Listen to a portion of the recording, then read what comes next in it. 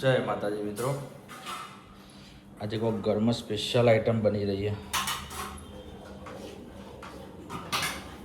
નવું સ્પેશિયલ આઈટમમાં છે. તમે કડવું કહેવાય.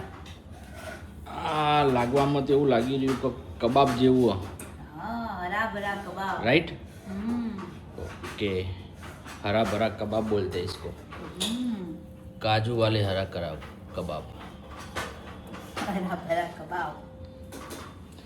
આજે વરસાદનું વાતાવરણ સરસ મજાનું. અને મમ્મી એક બાજુ ગેસ કરો. મમ્મી હા ગેસ અને કહેવાય આને ઉદરીન તોદરા તોદરી અને તોદરા. ઉદરીના તોદરા તોદરા ભૂલી ગઈ નહીં.